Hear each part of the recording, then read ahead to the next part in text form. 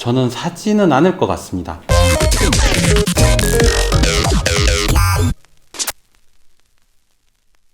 안녕하세요, 바피디입니다. 오늘 저희가 소개할 제품은 플립북입니다. 플립북이 노트북 같이 생겼다고, 노트북은 아니고요, 노트북처럼 휴대폰의 덱스 기능을 확장해주는 기기라고 보시면 되겠습니다. 플립북은 KT가 스마트 기기 협력사 펀디지와 함께 KT샵에서 출시한 제품인데요, KT의 우수기업 상생 프로젝트 KT 파트너스에서 인증을 받은 제품이라고 합니다. 크라우드 펀딩 플랫폼 와디즈에서 3억 원의 펀딩과 1000여 대의 구매 예약을 달성해서 성공적인 제품으로 인증을 받았는데요, 어떤 제품인지 우리가 한번 살펴보도록 하겠습니다. 플립북은 노트북이 아니고요, 여기 있는 USB-C 케이블을 이용해서 휴대폰의 덱스 모드 같은 확장 기능을 사용할 수 있도록 해주는 기기인데요, 쉽게 말해서 휴대폰에 있는 CPU나 휴대폰에 있는 저장 공간, 휴대폰에 있는 컨텐츠들을 보여주는 디스플레이 기기라고 보시면 되겠습니다. 물론 디스플레이뿐만 아니라 키보드와 터치패드가 같이 들어가 있어서 얼핏 보기에 노트북 같아 보이지 않습니까? 일단 이렇게 연결을 C2C 케이블로 연결을 하게 되면요, 화면을 한번 보여드리는 게 좋을 것 같아요. 여기 있는 고프로로 화면을 같이 찍어가면서 이렇게 스마트폰과 그냥 일반적으로 연결을 했었을 때 아무 일도 일어나지 않고요, 이제 여기에 전원을 넣어줘야 됩니다. 전원을 3초 정도 넣어주면 화면에 불이 켜지게 되고요, 그때 플립북의 화면이 켜지면서 덱스 모드로 들어가게 됩니다. 지금은 저희가 삼성 덱스 모드로 바로 들어가게 되는데요, 화면에서 참고적으로 세팅에서 덱스를 켜주지 않게 되면 단순히 미러 모드로 휴대폰의 화면이 여기에 나오는 형태로 된다는 점은 참고하시기 바랍니다. 플립북을 샀을 때 이런 간단한 블루투스 마우스도 주는데요, 마우스는 저희가 미리 휴대폰에서 블루투스 연결을 해놔서 연결을 하게 되면 덱스 모드를 보다 편하게 쓸 수 있을 것 같습니다. 연결을 하고 마우스가 잘 움직이는 거 보이시죠? 플립북의 가장 큰 장점 중에 하나가 이렇게 덱스 모드를 연결했을 때 휴대폰은 휴대폰 나름대로의 컨텐츠를 쓸 수 있고, 또한 플립북에서 유튜브라든지 넷플릭스 다양한 컨텐츠들을 본다거나 아니면 다른 여러가지 작업들 노트북처럼 할 수 있는 그러한 기능들이 뛰어난 것 같습니다. 플립북 같은 경우에는 2000년 8월 31일에 첫 출시를 했는데요, 13인치 모델 같은 경우는 5000대 이상 팔렸다고 얘기를 하고요, 지금 21년 2월 14일에 지금 제가 소개하는 14인치 모델이 새로 출시가 되었습니다. 현재는 가격이요, 13인치 모델 같은 경우는 출시 때 33만 2천원이었다가 지금은 29만 8천원에 판매를 하고 있고요, 14인치 모델 같은 경우는 36만 7,360원에서 지금은 34만 9천원에 판매를 하고 있습니다. 자, 플립북 같은 경우에는 장점과 단점이 명확하게 드러나는 제품이라고 저는 생각을 합니다. 장점도 너무 좋은 장점이 있고요, 그리고 그거에 비해서 단점도 조금은 좀 신경이 쓰이는 부분이라서 장점과 단점을 소개해 드리려고 합니다. 아무래도 노트북 대신으로 사용할 수 있다는 부분들이 가장 큰 장점일 것 같습니다. 휴대폰에 USB-C 케이블을 연결하는 것만으로도 바로 구동 시간이 전혀 걸리지 않는 형태로 휴대폰이 아닌 노트북처럼 사용할 수 있다는 것은 너무나 큰 장점이고요, 그리고 플립북의 이름처럼 360도 플립이 됩니다. 이렇게 모니터를 뒤집어 가지고 이렇게 볼 수도 있고요, 그리고 이렇게 세워서도 쓸 수 있고, 이렇게 됐을 때는 터치가 적용되지만 키보드는 적용되지 않도록 그렇게 막아준 것도 보다 좀 세심한 배려가 있었던 것 같습니다. 플립북 14 같은 경우는 모니터와 키보드 그리고 터치패드를 기본적으로 제공되는데요, 이 기기에 대한 세팅 값을 좀 바꾸고 싶다라고 하면 모니터의 우측 하단에 있는 곳을 손가락 2개로 내리게 되면 화면의 옵션들이 나타나게 됩니다. 지금 화면에 대한 설정들을 좀 한 번씩 볼 수 있는데요, 여기서 소리를 줄였다가 높일 수도 있고요, 그리고 화면의 밝기도 조정을 하거나, 그리고 이제 명암비, 대비 같은 것들을 변경할 수 있는 그런 창들이 있는데 다 터치로 사용할 수 있어서 편한 것 같습니다. 그리고 인풋 소스가 지금은 USB-C로 이제 인풋을 받도록 되어 있지만 미니 HDMI 같은 것들로서 입력을 바꿀 수도 있고요, 지금은 연결이 안 돼서 바로 꺼지죠.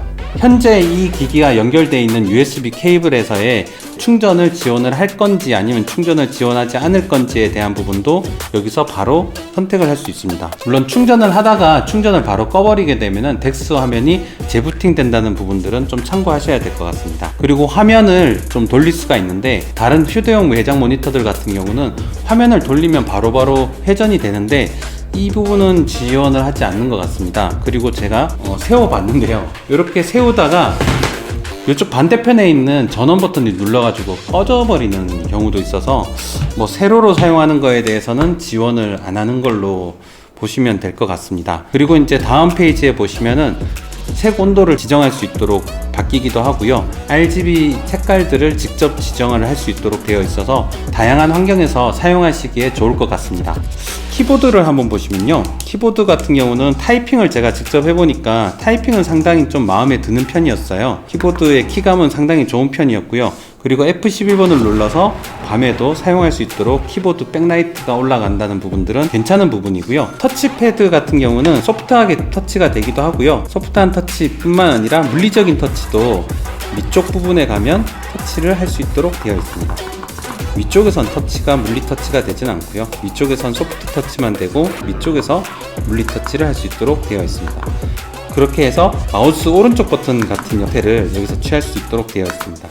자, 그러면 단점에 대해서도 말씀을 드려야 되는데요, 사용을 해보니까 장점도 상당히 있었지만 단점도 좀 보이는 부분이 있었는데요, 단점이라고 하면 이 패널 자체가 반사가 많이 되는 재질로 되어 있어서 글레어 패널 같은 형태의 가장 큰 단점이 야외에서 반사가 심해서 화면 컨텐츠보다 내 얼굴이 더 많이 보이는 거울 같은 컨텐츠가 보이는 게 좀 어렵다라는 부분들이 단점으로 되어 있고요. 그리고 야외에서 사용하고 내부에서 사용하면서 보니까 화면에 약간 그을림 같은, 제 제품만 그런지는 잘 모르겠지만 약간 얼룩이 조금 지는 부분들이 자세히 보면은 보인다는 부분들, 그리고 내장 스피커 상당히 좀 아쉬운 편입니다. 제가 이 부분에 대해서도 덱스 모드에서 세팅을 들어가서 스피커를 휴대폰 스피커가 아니라 플립에 있는 스피커로 한번 써봤는데요, 소리는 거의 방에서 혼자 있을 때 들을 만한 정도의 볼륨이 나와서 참 아쉬운 부분이었습니다. 그리고 지금 터치패드라든지 여기 화면에 있는 터치들을 먹을 때 단점들인데요, 한 이틀 정도 제가 써보니까 그렇게 매끄럽지 못했고요, 인식도 잘 안 되는 편에 좀 속하는 것 같습니다.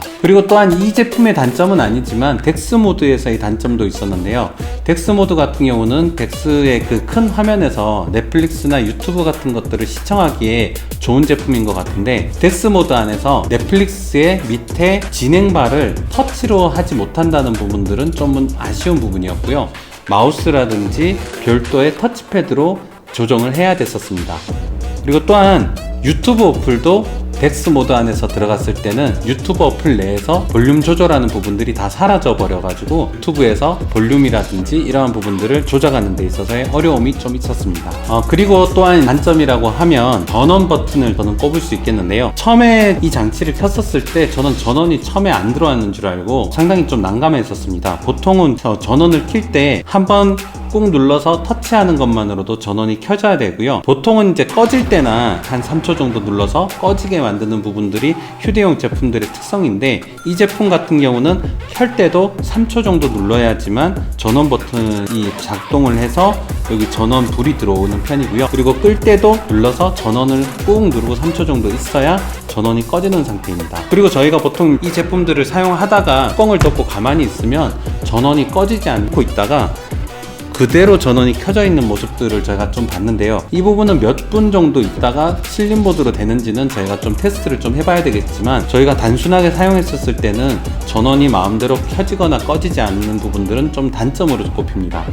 저는 사실 그냥 휴대폰에 USB 꽂으면 전원이 바로 들어왔으면 좋겠고요, 그리고 전원을 빼면 얘가 외부에서 무선으로 연결하는 기능은 없기 때문에 바로 뽑으면 전원이 빠지는 형태의 일반 모니터 같은 그런 플러그 앤 플레이를 지원하면 어떨까 하는 생각이 좀 들었습니다. 그리고 제가 어제 한번 날 좋은 날 밖에 나가서 이 제품을 사용을 하면서 화면에 대한 부분들을 설명을 했었는데요, 여기 표면에 보시면 제가 그렇게 심하게 사용하지 않았음에도 불구하고 여기가 보이십니까? 여기 그슬려졌고요, 기스가 벌써 났고요, 그리고 이 제품 자체가 세워서 이렇게 플립처럼 거치해서 영상을 보는 제품이다 보니까 당연하게 이쪽 부분에 이걸 바닥에 닿게 되는데요.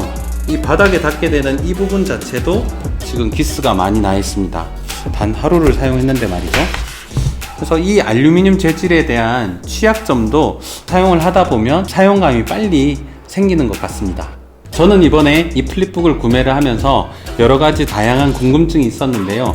기존의 영상들에서는 그렇게 여러가지 기종들을 연결하는 테스트는 잘 없었던 것 같아서 제가 여기서 여러가지 기종들을 연결하면서 어떻게 사용하는 게 좋을지 한번 테스트를 해보도록 하겠습니다. USB-C를 지원을 하는 기기이기 때문에 제일 처음에 생각했던 거는 저는 아이패드 프로 3세대를 사용하고 있는데 저희 아이패드 프로에서 USB를 지원하는 형태라서 한번 연결을 시도를 해보겠습니다.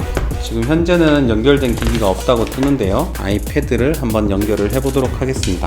바로 이렇게 아이패드는 미러 모드로 연결이 되고요. 그렇지만 터치는 먹지 않습니다. 아이패드에서 제공하는 정식 액세서리가 아니기 때문에 충전 중이 아니므로 뜹니다. 말 그대로 자체적인 5000mAh짜리 충전을 할 수 있도록 되어 있지만 아이패드에 충전을 해주지는 못하는 형태로 되어 있습니다. 세팅에서 충전을 지원을 하라고 해도 충전이 되지는 않고요.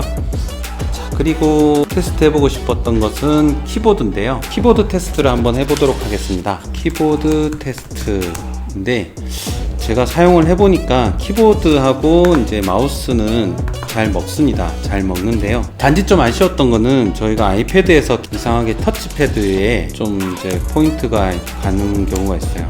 그래서 F1번을 눌러서 터치패드를 비활성화 시키고 난 다음에 치는 게 좋은데요. 이렇게 키보드를 사용하기 위해서 이 플립북을 갖고 다니면서 아이패드의 외부 키보드로 사용하는 방법도 있기는 합니다. 그리고 저 같은 경우는 어디 외부에 나가서 제가 아이패드에 있는 영상을 다른 손님들한테 보여주고 제가 여기서 설명해야 될 경우가 있는데 이때 두 개의 미러 형태의 화면을 보여주는 용도로는 사용이 괜찮은 것 같습니다. 다만 화면을 한번 보시면 좋을 것 같은데요. 화면 화질이요, 이렇게 좀 많이 물 빠진 듯한 느낌의 화면을 보여주고 있어서요. 이러한 부분들 때문에 굳이 패드가 있는데 여기에서 영상을 보는 거라든지 스피커나 이런 부분들이 약한 화면에서 영상을 보는 컨텐츠를 보는 용도로는 조금 아쉬운 것 같습니다. 두 번째로는 라이트닝 단자를 지원하는 아이폰을 한번 연결해 보고 싶었어요. 라이트닝 단자에서 USB-C 연결하는 케이블로 한번 연결을 해 보려고 합니다. 연결을 했습니다. 자, 이렇게 연결을 하면요, 연결이 안 됩니다. 그리고 단지 여기에 보조 배터리 용도로 이제 충전을 해주는 역할로서는 충전을 사용할 수는 있을 것 같습니다. 여기 제품에 보면 제품에서 정식 지원하는 HDMI 액세서리를 사용해서 그 HDMI를 다시 플립북에 연결을 하게 되면 이제 미러로 사용을 할 수 있겠지만 기본적으로 라이트닝 단자를 USB-C로 연결을 했을 때는 그저 충전만 된다는 점은 좀 참고해 주시면 좋을 것 같습니다. 세 번째는 아이패드가 아니라 맥북을 한번 연결해 보면 어떨까 하는 생각을 좀 했었어요. 물론 저 같은 경우는 아이패드가 있어서 사이드카 같은 프로그램을 통해서 맥북에서 듀얼 모니터를 쓸 때는 아이패드를 사용을 하고는 있지만 뭐 혹시나 궁금한 분이 계실까 싶어서 한번 연결을 해보는 테스트를 하겠습니다.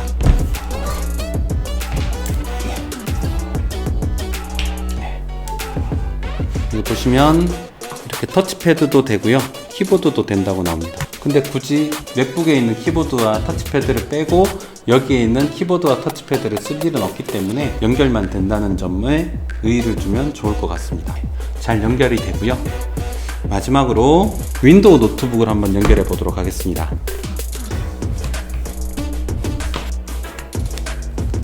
윈도우 노트북도 연결이 잘 됩니다. 디스플레이 설정에 들어가서 디스플레이를 복제가 아니라 확장을 했었을 때 해상도가 FHD로 나오는 걸로 보여지고요. FHD로 화면이 잘 나오고 있습니다.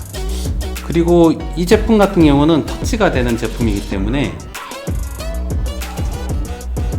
터치가 되는 거를 볼 수 있습니다. 터치 잘 되고요. 자, 이렇게 플립북을 저희가 좀 살펴봤는데요. 사실 제가 너무 기대에 찬 거라서 그런지 모르겠지만 아쉬움이 상당히 많은 제품으로 저는 생각이 됩니다. 사실 실질적으로 30만원대 중반이면 이런 모니터와 키보드가 있는 제품이 아니라 웬만한 제품들의 패드 제품들을 살 수가 있는 가격이고요. 그리고 실질적으로 30만원 정도에 못 미치는 가격에 있는 휴대용 외장 모니터들 같은 경우도 90도 회전이나 180도 회전을 자동으로 먹게 해주는 그런 기능들이 있는데, 이런 기능들이 없는 것도 플립북에선 좀 아쉬운 부분이고요. 뭐 그러한 기능이 있다고 하더라도 이렇게 연결되어 있는 선이 위쪽으로 나와 있어서 이렇게 세우거나 돌리거나 할 때 상당히 좀 불편한 부분도 있었습니다. 그리고 이걸 제가 세워서 한번 테스트를 해본다고 세웠더니 여기 밑에 있는 전원 버튼이 눌러져서 꺼져버리는 경우도 있었습니다. 이 부분들은 다음번 제품에 좀 반영이 되어서 좀 더 괜찮은 제품이 나오기를 좀 바라는 마음이고요. 지금 제가 다시 이 제품을 좀 산다라고 하면 저는 사지는 않을 것 같습니다. 자, 이렇게 오늘 플립북에 대해서 알아봤고요.